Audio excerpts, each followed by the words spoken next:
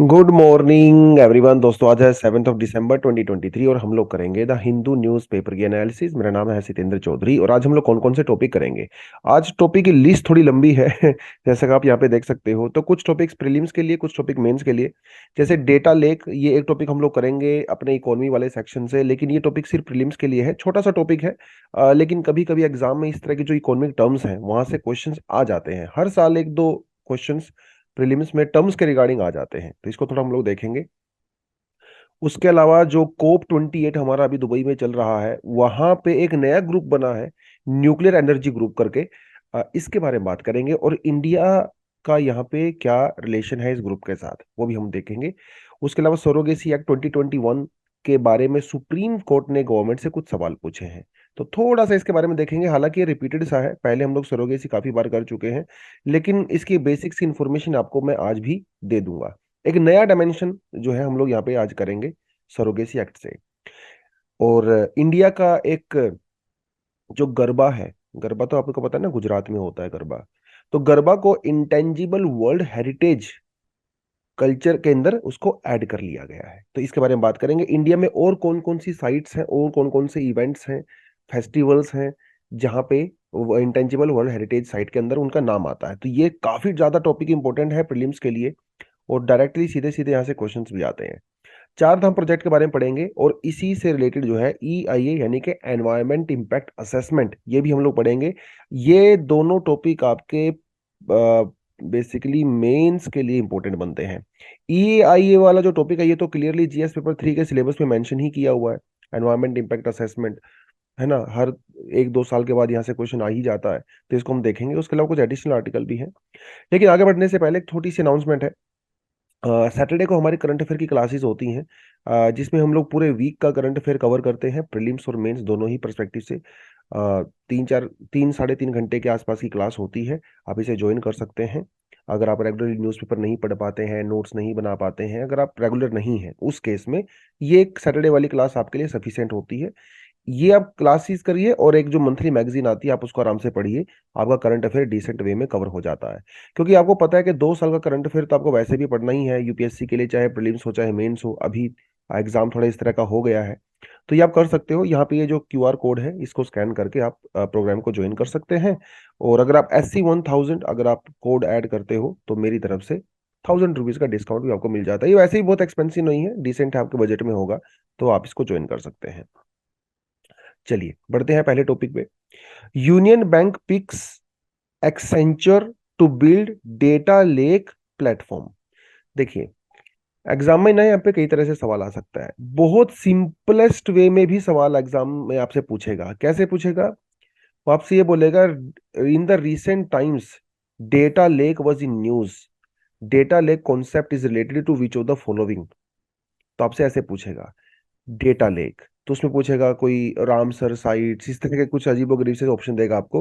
तो आपको ध्यान रखना है कि जो डेटा लेक का कॉन्सेप्ट है ये बेसिकली किस चीज से रिलेटेड है। तो रिसेंटली न्यूज में है, तो यूनियन बैंक ने एक्सेंचर, एक इंटरनेशनल कंपनी MNC है बहुत बड़ी, उसके साथ मिलकर इन्होंने डिसाइड किया कि हम लोग डेटा लेक प्लेटफॉर्म बनाएंगे। अब ऐसे तो आपको इसको नाम से समझ में आ गया होगा। लेक तो आप समझते ही हो ना, लेक में आसपास की जो रिवर्स वगैरह होती हैं वो लेक के अंदर पानी लेके आती हैं, है ना, ड्रेन करती हैं। फिर इस लेक से हो सकता है कुछ रिवर्स बाहर भी निकल रही हों, है ना, वो भी पॉसिबिलिटी होती है।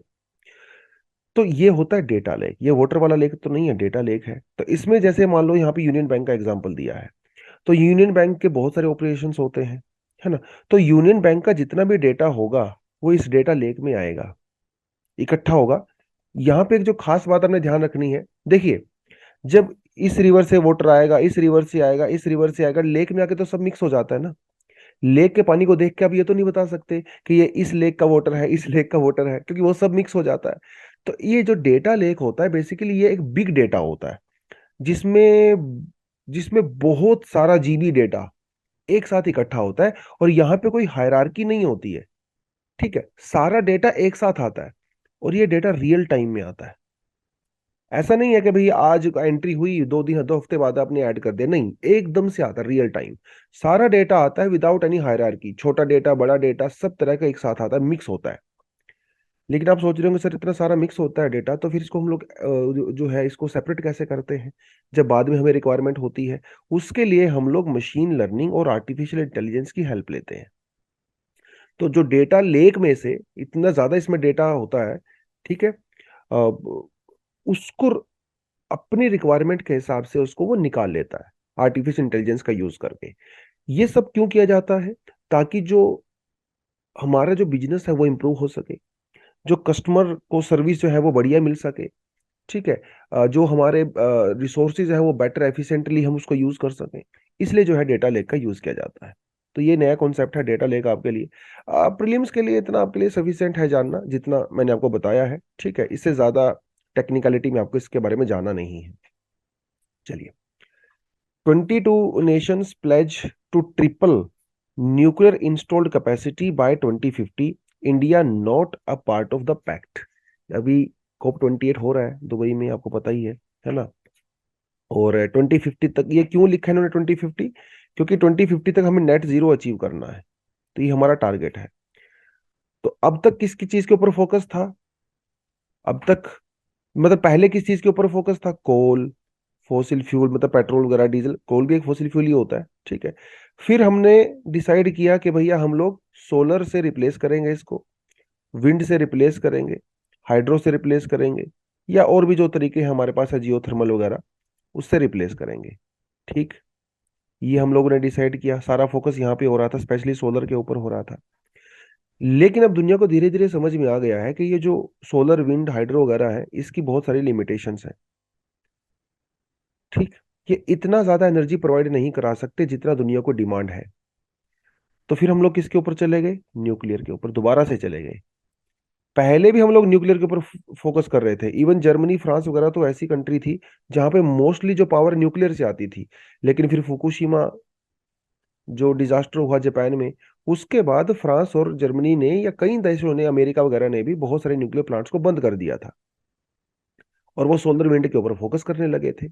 लेकिन धीरे धीरे उनको रियलाइज हुआ कि भैया सोलर और विंड के बस की बात नहीं है नेट जीरो अचीव करना। तो ये लोग दोबारा से अभी न्यूक्लियर के ऊपर शिफ्ट हो रहे हैं। न्यूक्लियर के बहुत सारे डेंजर तो है, लेकिन न्यूक्लियर के बेनिफिट भी हैं। तो ये जो COP 28 चल रहा है, यहाँ पे 22 कंट्रीज ने ये पैक्ट बनाया है कि भाई हम लोग 2050 तक अपनी जो न्यूक्लियर कैपेसिटी है उसको ट्रिपल करेंगे, 3 गुना करेंगे, ठीक है। एक तो आपने ये इसमें ध्यान रखना है, जो जो सबसे बड़ी बात है। उसके अलावा जो आपको यहाँ पे करना है इंपॉर्टेंट चीज वो ये है कि इंडिया जो है इसका पार्ट नहीं है। जो बड़े बड़े कंट्रीज का पार्ट है, यूके, जापान, फ्रांस। इंटरेस्टिंग है ना फ्रांस। फ्रांस में पहले 40-50 से ज्यादा एनर्जी जो है वो न्यूक्लियर से आया करती थी। अब फ्रांस ने वो बंद कर दिए थे फुकुशिमा के बाद, बेचारे दोबारा से ओपन करने लगे हैं। कनाडा, साउथ कोरिया, यूक्रेन, ठीक है। तो ये कुछ इस तरह की, और यूनाइटेड स्टेट्स भी है इसमें, अमेरिका भी है। तो 22 कंट्रीज ने इस तरह का ये डिसाइड किया है। इंडिया इसका पार्ट नहीं है, ठीक है। इंडिया का ये कहना है कि भैया मैं कोप से बाहर, क्योंकि ये जो न्यूक्लियर इन्होंने पैक्ट किया है ये कोप का पार्ट नहीं है, ठीक। कॉन्फ्रेंस ऑफ पार्टीज का पार्ट नहीं है। तो इंडिया ने कहा है कि मैं किसी भी ऐसी अलायंस का पार्ट नहीं बनूंगा जो कि कोप की प्रोसेस से बाहर हो। हाँ, कोप के अंदर आप करते होंगे तो शायद मैं कर लेता। तो IAEA जो इंटरनेशनल एटॉमिक एनर्जी एजेंसी है, इसका ये कहना है कि पिछले 50 सालों में न्यूक्लियर एनर्जी की वजह से दुनिया ने 70 billion ton of carbon dioxide के एमिशन को रोका है। अगर न्यूक्लियर रिएक्टर नहीं होते तो पिछले 50 सालों में इतना CO2 ऐड हो चुका होता, जो कि बहुत डेंजरस होता। अभी अगर करंटली हम लोग बात करें पूरी दुनिया में, न्यूक्लियर एनर्जी से हमें 370 गीगावाट की बिजली मिल रही है, जो कि टोटल इलेक्ट्रिसिटी कैपेसिटी का 10% है। लेकिन इसे हमें आप आगे लेके जाना पड़ेगा। इंडिया का क्या स्टेटस है? इंडिया में फिलहाल 6780 मेगावाट की बिजली हमें न्यूक्लियर कैपेसिटी से या न्यूक्लियर रिएक्टर से मिल रही है। 8 नए रिएक्टर भी जो हम लोग ओपन करने वाले हैं या कंस्ट्रक्शन उनकी चल रही है, जिसमें से 6800 मेगावाट हम लोग और ऐड करेंगे, तो टोटल 13,500 मेगावाट के आसपास हमारा ये हो जाएगा।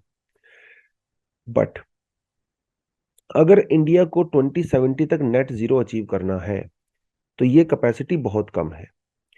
2032 तक हमें इसे 22 गीगावाट तक लेके जाना पड़ेगा, और 2070 तक इसे 100 टाइम्स ज्यादा करना पड़ेगा। जो इंडिया की प्रेजेंट कैपेसिटी है इससे 100 टाइम्स ज्यादा, अगर 2070 तक आपको अचीव करना है तो क्या ये टारगेट हम लोग अचीव कर पाएंगे 100 टाइम्स? न्यूक्लियर एनर्जी के बेनिफिट तो बहुत सारे हैं, लेकिन भाई इसके साथ साथ इसका डेंजरस भी तो होता है ना काफी ज्यादा ये, है ना। रेडियो एक्टिव एलिमेंट्स यहाँ से रिलीज होते हैं, इनिशियल कॉस्ट इसकी बहुत ज़्यादा होती है, प्रोजेक्ट को बनाने में 10-15 साल लग जाते हैं। और बाई चांस फुकुशिमा जैसा अगर इंडिया में हो गया, अब ये तो हाईली डेंसली पॉपुलेटेड हमारी कंट्री तो भाई, है ना, कितने लाखों लोग मारे जाएंगे यार। तो ये समस्याएं तो हैं खैर।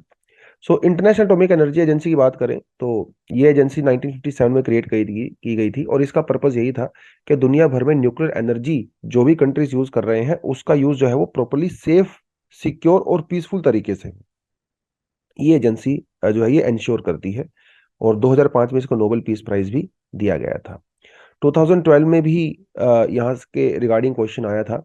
To meet its rapidly growing energy demand, some opine that the India should pursue research and development in the thorium as a future fuel for the nuclear energy. Usually हम लोग यूरेनियम का यूज करते हैं, लेकिन कई सारी countries में thorium का भी यूज किया जाता है as a fuel for the nuclear reactors. In this context, what advantages does thorium hold over the uranium? Thorium is far more abundant in the nature than the uranium. अब बताओ मुझे क्या statement correct है? क्या दुनिया में uranium से ज्यादा थोरियम पाया जाता है? On the basis of per unit mass of the mined mineral, thorium can generate more energy compared to the natural uranium. अब ये बताइए क्या थोरियम से ज्यादा एनर्जी जनरेट होती है? Thorium produces less harmful waste compare to the uranium. आप ये बताइए। तीनों स्टेटमेंट आपके सामने है, 2012 का यूपीएससी का क्वेश्चन है ये। One one only two and three, one and three, one two and three. Comment section में इसका आंसर मुझे आपसे चाहिए। ठीक है जी, अब चलिए आगे बढ़ते हैं। Is unmarried woman having children by the surrogacy? ये वैसे जो है कल का आर्टिकल है, क्योंकि कल एडिशनल आर्टिकल में इसको मैंने आपको दिया था, मैंने कहा था कि टाइम मिलेगा तो इसे आप जो लोग करेंगे, तो आज इसको हम लोग थोड़ा सा देख लेते हैं। Is unmarried woman having children by surrogacy an accepted norm? ये सुप्रीम कोर्ट ने बोला नहीं है, ये सुप्रीम कोर्ट ने पूछा है सरकार से कि भाई जो अनमैरिड वुमन है, जो सिंगल वुमन है, क्या वो सरोगेसी से मतलब बच्चा कर सकती हैं? ठीक है। क्या सरोगेसी से अगर वो बच्चे को एक्सेप्ट करती हैं तो क्या हमारा समाज इसे एक्सेप्ट करेगा कि नहीं करेगा? मतलब बेसिकली वो सरकार से पूछना चाहती हैं सुप्रीम कोर्ट कि क्या आप इसके लिए अग्री हो या नहीं हो। क्योंकि अभी प्रेजेंटली जो हमारा एक्ट है सरोगेसी 2021 वाला, उसमें अनमैरिड और सिंगल वुमन सरोगेसी उनको अलाउड नहीं है बेसिकली। ठीक है। और 2021 जो एक्ट है हमारा, इसमें सरोगेसी को डिफाइन किया गया है। सरोगेसी एक ऐसी प्रैक्टिस है, it's a practice where a woman gives birth to a child for an intending couple with the intention to hand over the child after the birth to the intending couple. Intending couple मतलब ऐसे husband और wife जिनको बच्चा चाहिए लेकिन उनका बच्चा हो नहीं रहा है क्योंकि वो इनफर्टाइल है, या उनकी एज ज्यादा हो गई है, इनफर्टाइल है, या मेडिकल इश्यूज भी हो सकते हैं। तो ऐसे कपल क्या कर सकते हैं, एक सरोगेसी, एक ऐसी प्रैक्टिस का पार्ट बन सकते हैं।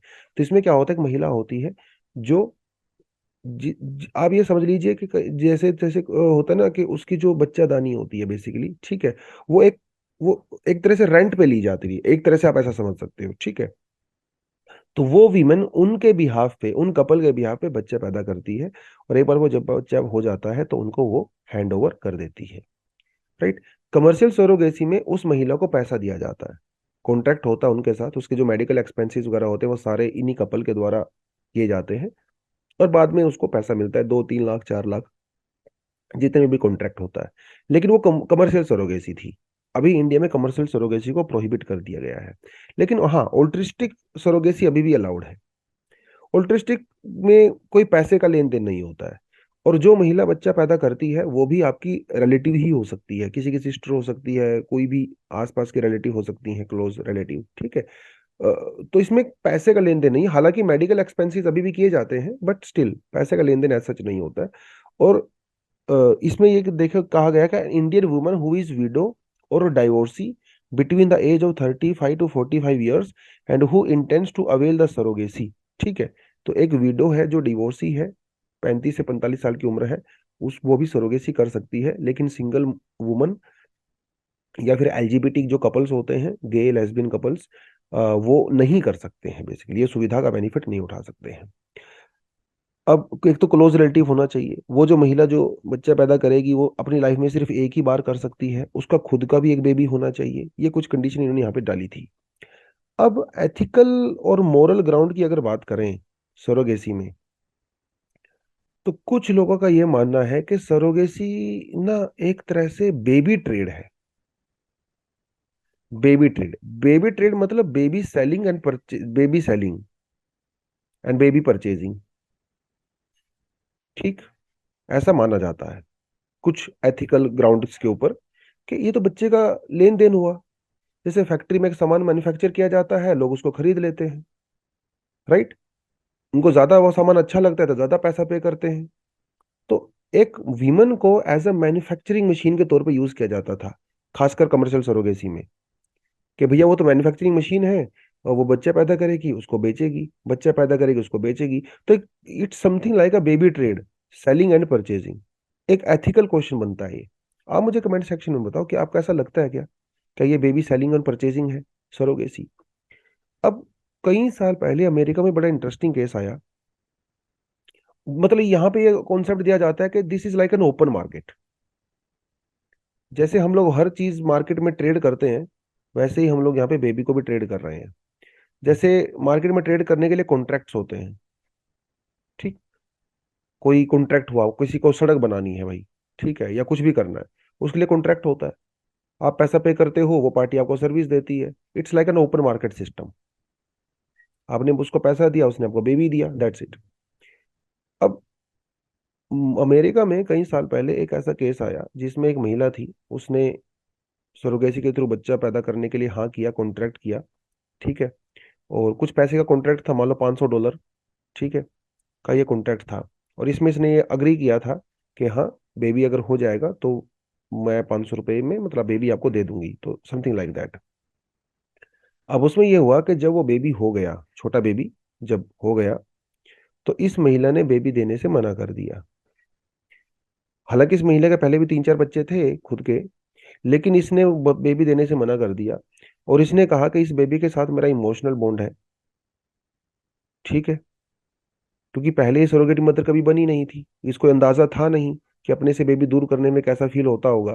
तो इसने कहा कि इस बेबी के साथ मेरा इमोशनल बॉन्ड है, तो इसलिए मैं बेबी आपको नहीं दूंगी। ये जो दूसरे कपल यहाँ पे थे जिन्होंने कॉन्ट्रैक्ट किया था, इन्होंने कहा कि ये कॉन्ट्रैक्ट का वायलेशन है ना। आपने कॉन्ट्रैक्ट किया है, पैसा लिया है, कॉन्ट्रैक्ट का वायलेशन है। तो ये चले गए कोर्ट में, कोर्ट में चले गए।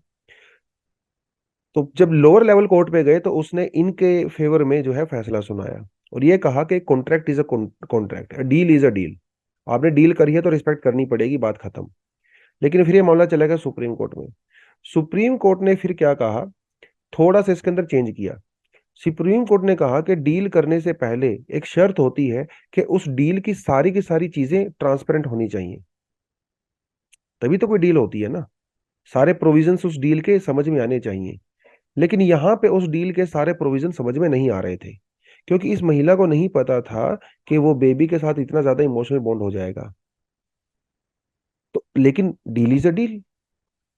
तो फिर क्या हुआ, सुप्रीम कोर्ट ने यह कहा कि ये जो बेबी है वो इनको दे दिया जाए, लेकिन ये मदर जो है इस बच्चे को टाइम टू टाइम विजिट कर सकती है, हफ्ते में एक बार, 2 हफ्ते में एक बार, इस तरह से उन्होंने कहा। तो एक बेसिकली जो बीच का रास्ता है, मिडल वे, वो सुप्रीम कोर्ट ने यहाँ पे निकाला। आप बताइए कमेंट सेक्शन में आपको क्या लगता है कि ये जो बेबी सेलिंग परचेजिंग का जो एथिकल मोरल क्वेश्चन है, क्या ये सही है, ऐसा होना चाहिए कि नहीं होना चाहिए? अब कुछ लोग ना इसी चीज को अडोप्शन से भी मान के चलते हैं। अडोप्शन, ठीक, कि अडोप्शन भी तो बेबी सेलिंग है, अडोप्शन भी तो बेबी परचेजिंग है। क्योंकि अडोप्शन अगर आप करते हो तो वो जो जहां से आप अडोप्ट करते हो वहां पे भी तो पैसा देते हो, मनी तो यहाँ पे भी इन्वॉल्व है ना। और इवन एक बच्चे को अडॉप्ट करने के लिए ऐसा नहीं है कि आपने गया अप्लाई किया और आपने अडॉप्ट कर दिया, हो सकता है उस बच्चे के लिए 10 लोग अप्लाई कर रहे हो सेम बेबी के लिए, अडॉप्ट करने के लिए। अब सभी लोग क्या करेंगे, अपने हिसाब से जो है पैसा ऑफर करेंगे अडॉप्शन हाउस को। जो सबसे ज्यादा पैसा ऑफर करेगा और जो कंडीशन सेटिस्फाई करेगा उसको बेबी मिल जाएगा। तो ये भी तो कहीं ना कहीं एक तरह से बेबी सेलिंग और परचेजिंग ही है, जहां पे बेबी की प्रॉपर बोली लगाई जा रही है। तो ये भी एक एथिकल मोरल क्वेश्चन है। ठीक। Ethical moral question legal question से अलग हो सकते हैं। लीगल तो अडॉप्शन ही अलाउड है, लेकिन क्या ये मैरली मोरली और एथिकली अलाउ होना चाहिए? इस तरह से पैसे का लेन देन, बोली लगाई जाती है प्रॉपर एक बेबी के ऊपर, डायरेक्टली ओपन मार्केट में नहीं लगाई जाती, लेकिन प्रोसीजर तो है ना इसके लिए भी। तो मुझे ये बताएं, क्या ये मोरली और एथिकली सही है? और क्या सरोगेसी मोरली और एथिकली सही है in terms of baby selling, purchasing and all that? तो ये एथिकल में जीएस पेपर 4 का क्वेश्चन भी आपका यहाँ से बनता है। ठीक है, एथिकल मोरल डायलेमाज वो आप उसको उस पर्सपेक्टिव से भी कर सकते हैं। ठीक है, चलो। इनटेंजिबल कल्चरल हेरिटेज तो बधाई हो भैया सभी को, जो गुजरात के हैं, गुजरात के नहीं भी हैं वो भी, क्योंकि अल्टीमेटली है तो इंडिया का ही। Garba dance of Gujarat makes it to the UNESCO list. तो गरबा को इंक्लूड कर दिया गया है यूनेस्को के इनटेंजिबल कल्चरल हेरिटेज के अंदर। ठीक है। इंडिया में कई सारे कल्चरल आइटम्स पहले ऐड हो चुके हैं, अभी एक और नया ऐड हो गया है। ठीक है। तो ये 15th है, इससे पहले भी 14 हो चुके हैं। ठीक है। गरबा। अब सवाल यह है कि भैया इंटेंजिबल हेरिटेज क्या होता है? एक तो होते हैं टेंजिबल हेरिटेज। टेंजिबल मतलब ऐसी चीजें जिनको आप टच कर सकते हो, जो मटीरियलिस्टिक फिजिकल फॉर्म में होती हैं। इनटेंजिबल जिसको आप टच नहीं कर सकते, जैसे आपने मंत्र उच्चारण किया, मंत्र आपने पढ़े, इसको आप टच तो नहीं कर सकते। राइट। रामलीला एक इवेंट है, रामलीला, रामलीला कोई ऐसी चीज नहीं है उसको आप जाके आप टच कर लोगे, जैसे किसी बिल्डिंग को टच कर लेते हो। तो इंटेंजिबल कल्चर हेरिटेज मतलब कोई स्किल है, कोई नॉलेज है, एक्सप्रेशंस हैं, प्रैक्टिसेस हैं। ठीक है। वो सब होते हैं आपके इनटेंजिबल हेरिटेज। तो इसके अंदर हम लोगों ने अभी इंक्लूड किया गया है गरबा को। इससे पहले भी जैसे कुंभ का मेला है, कलकत्ता की जो दुर्गा पूजा होती है, ये सब इंक्लूड किया। लेटेस्ट एक्चुअली 2021 के अंदर दुर्गा पूजा ही हुई है, कलकत्ता के दुर्गा पूजा को इंक्लूड किया गया है। कुंभ मेला को 2017 में इंक्लूड किया गया था। उसके अलावा नौरोज जो पर्सियन न्यू ईयर है 2016 में इंक्लूड किया गया था। उसके अलावा 2016 में योगा को यहाँ पे इंक्लूड किया गया। योग। ठीक। हिंदी में योग बोलते हैं, इंग्लिश में भैया योगा बोलते हैं। हालांकि योगा का कोई मतलब नहीं है, योग एक संस्कृत वर्ड है जिसका मतलब होता है टू यूनाइट। ठीक। Utensil making among the Thatheras. तो ठठेरा ऑफ द जंदियाला गुरु। ठीक है, जो पंजाब के अंदर जगह है। तो यहाँ पे जो ठठेरे होते हैं, जो बर्तन बनाते हैं इस तरह से, उनको भी इंटेंजिबल हेरिटेज साइट में डाला गया है। और संकीर्तन ऑफ द मणिपुर, मणिपुर के अंदर जो भगवान श्री कृष्ण जी के लिए जो भजन गाने गाए जाते हैं, संकीर्तन किया जाता है। ठीक है, वो हम लोगों ने इंटेंजिबल हेरिटेज में डाला था 2013 में। उसके अलावा Chhau dance 2010, Buddhist chanting of the Ladakh 2012, Kalbelia folk song Rajasthan 2010। ठीक है। Mudiyettu ritual theatre and the dance drama of the Kerala 2010। Rammam religious festival, ठीक है, गढ़वाल हिमालय में होता है 2009। कुट्टयम संस्कृत थिएटर होता है 2008 के अंदर। रामलीला 2008। ट्रेडिशन ऑफ द वैदिक चैंटिंग 2008। तो ये इस तरह से इंडिया के अंदर टोटल, आपने इन पर रट्टा मार लेना है, याद करना है, प्रीलिम्स के लिए बहुत इंपॉर्टेंट है। और क्योंकि अभी गरबा को ऐड किया गया है तो और भी इंपॉर्टेंट हो गया है। चलिए, लेट्स मूव टू द चार धाम प्रोजेक्ट। और ये देखिए आर्टिकल क्या कहता है। Char Dham project did not need EIA centre in the parliament. EI का मतलब होता है एनवायरमेंट इम्पैक्ट असेसमेंट। ठीक है। तो इन्होंने सरकार का यह कहना है कि भैया हमें जरूरत नहीं है इसकी। ठीक है। मतलब चार धाम प्रोजेक्ट के लिए इसकी रिक्वायरमेंट थी नहीं। गवर्नमेंट ने ऐसा क्यों कहा? हालांकि आपको ये जानने की जरूरत नहीं है, बट स्टिल थोड़ा आपको बता देता हूं ऐसा गवर्नमेंट ने क्यों कहा। देखिए, गवर्नमेंट का यह कहना है कि EIA उन प्रोजेक्ट को लिया जाता है जिनकी लेंथ 100 किलोमीटर से ज्यादा होती है। पहली बात तो ये, जिनकी जो लैंड एक्विजिशन होती है, क्योंकि सड़क के अगर आपको कोई सड़क को चौड़ा करना है, उसको विड्थ उसकी इंक्रीज करनी है, तो साइड में लैंड तो खरीदनी पड़ेगी। तो जिनकी लैंड एक्विजिशन कम से कम 40 मीटर होनी चाहिए, और रीअलाइनमेंट के लिए कम से कम 60 मीटर होनी चाहिए। अगर ये तीनों कंडीशन सेटिस्फाई होती हैं, तब उस केस में EIA किया जाता है, अदरवाइज EIA नहीं किया जाता। अब जो चारधाम प्रोजेक्ट है, चारधाम प्रोजेक्ट की जो टोटल लेंथ है वो 825 किलोमीटर है। लेकिन ये कोई एक प्रोजेक्ट नहीं है, चार धाम प्रोजेक्ट को 53 छोटे छोटे प्रोजेक्ट में तोड़ा गया है। तो सरकार का ये कहना है कि सारे प्रोजेक्ट इंडिपेंडेंट हैं, एक दूसरे से रिलेटेड नहीं है सच। और इन सभी की लेंथ क्योंकि 100 किलोमीटर से कम है, इसलिए यहाँ पे EIA अप्लाई ही नहीं होता। मतलब सोच के देखिए कानून का किस तरह से तोड़ मरोड़ मरोड़ के अपने लिए यूज किया जाता है। टोटल 825 है, लेकिन सरकार को पता था अगर EIA करते तो ये प्रोजेक्ट बहुत डिले हो जाता। तो इसलिए गवर्नमेंट ने क्या किया, इसको 100 किलोमीटर से कम कर दिया, बात खत्म। तो इसे कहते हैं कानून का जो लूप होल्स है उनका फायदा उठाना, लूप होल्स का यूज करना, है ना। तो ये जो प्रोजेक्ट थोड़ा आपको देखना है कि जो चार धाम जो प्रोजेक्ट है हाईवे है वो कहाँ से कहाँ है। तो ये पूरी यहाँ पे देखिए टनकपुर से लेके पिथौरागढ़, इधर ऋषिकेश से आप रुद्रप्रयाग, केदारनाथ, बद्रीनाथ, ठीक है, इधर गंगोत्री आप ऊपर जाते हो, यमुनोत्री ऋषिकेश से होते हुए आप ऊपर जाते हो, ठीक है। तो ये तो हो गया पूरा प्रोजेक्ट। लगभग लगभग 900 किलोमीटर का बनता है ये कुल मिला के। जो हमारे चार धाम है बद्रीनाथ, केदारनाथ, गंगोत्री, यमुनोत्री, उनको आपस में जोड़ता है। लगभग 12,000 करोड़ जो है किलोमीटर का ये प्रोजेक्ट है। लेकिन इसका पर्पस क्या है?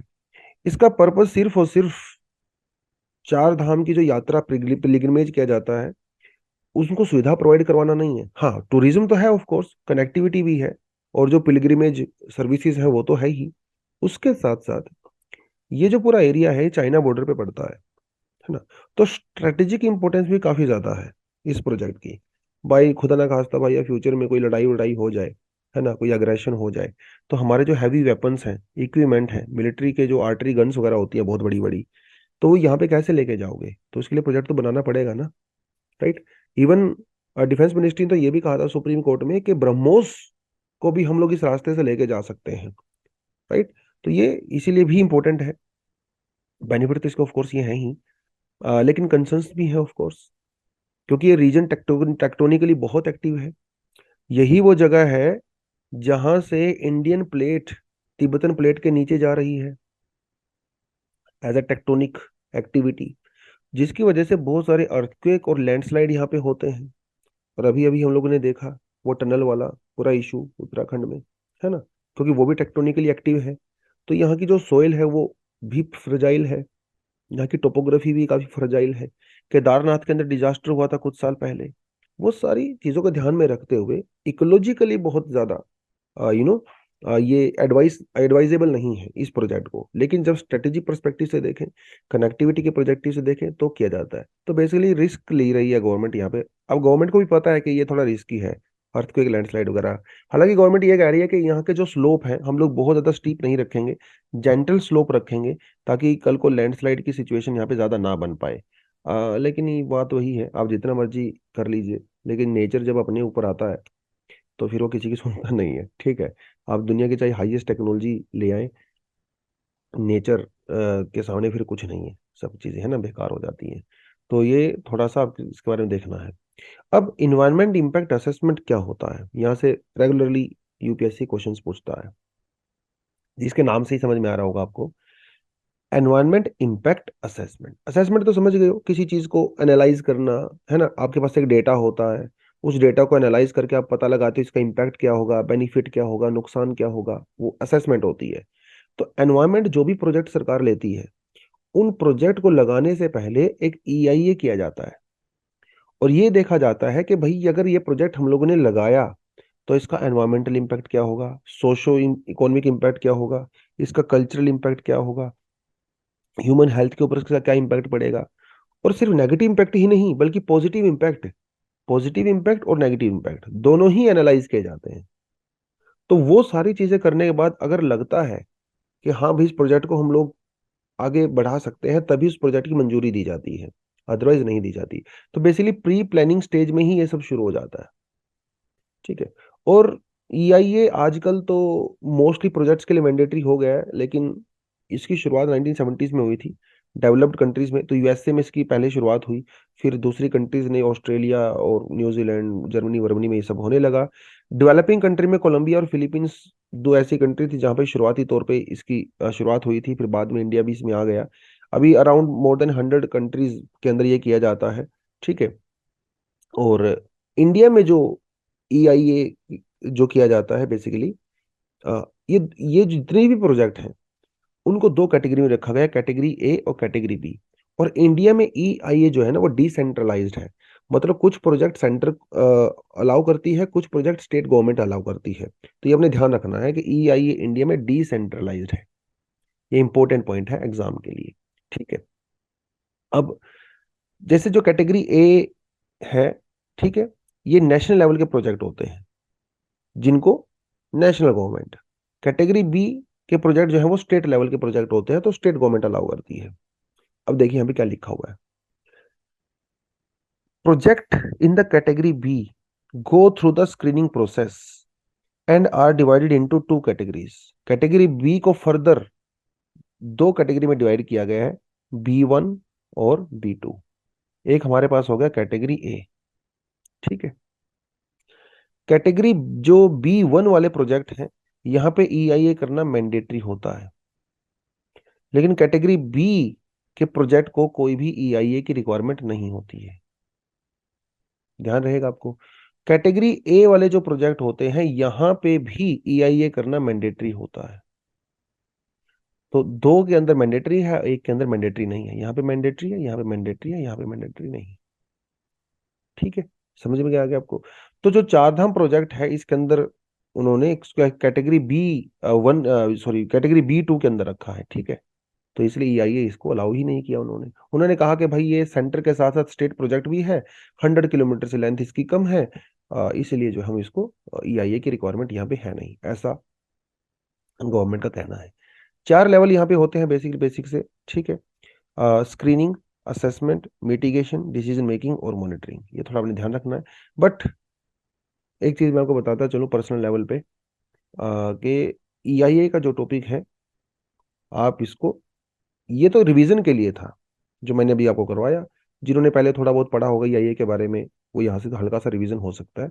बट इन डिटेल अगर आपको EIA के बारे में जानना है तो प्लीज़ थोड़ा सा आप इंटरनेट से ही इसकी हेल्प लें।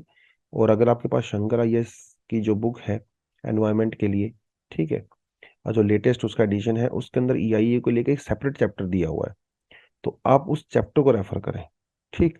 हाँ, एक बार आपकी बेसिक अंडरस्टैंडिंग यहाँ से डेवलप हो जाएगी, फिर आप कभी भी उसको न्यूज़पेपर वगैरह से पढ़ोगे या सुनोगे कहीं यूट्यूब वगैरह पे, तो आप उसको एक दिमाग में एक रिकॉलिंग एक हो जाती है कि हाँ भाई आपने ये पढ़ा था, ये इसका मतलब होता है, ठीक है। अगर आप सोच रहे होगे बिल्कुल स्टैटिक पोर्शन से आप यहाँ से ये समझ लोगे, तो मुझे नहीं लगता 20-30% से ज़्यादा का कुछ बेनिफिट होने वाला है। थोड़ा थोड़ा स्टैटिक पोर्शन पे जाएं, वहां से थोड़ा सा समझ के फिर आगे बढ़ें, ठीक है। तो आज के लिए इतना ही था, उसके अलावा कुछ एडिशनल आर्टिकल है, ये आर्टिकल हम शायद कल करेंगे। उसके अलावा ये आर्टिकल मुझे काफ़ी अच्छा लगा था, एक ये वाला, who is responsible for the farming's impact on the environment, ये भी हम लोग कल कर सकते हैं, टाइम लगेगा तो, ठीक है। उसके अलावा ये तो कोई खास मुझे लगा नहीं, ठीक है। ये फेडरल डेमोक्रेसी का एक टॉपिक है। अब म्यांमार को इंडिया ने बोला है कि भाई फेडरल डेमोक्रेसी को आप इंश्योर करें, तो फेडरल डेमोक्रेसी का मतलब क्या होता है ये थोड़ा सा देखें, ठीक है। उसके अलावा ये फॉसिल फ्यूल के फेज आउट वाला टॉपिक हम ऑलरेडी कर चुके हैं, तो ये पढ़ना चाहो तो आप पढ़ सकते हो रिवीजन के लिए, ठीक है। तो आज के लिए इतना ही है, thank you very much, all the best, जय हिंद, जय जवान, जय किसान।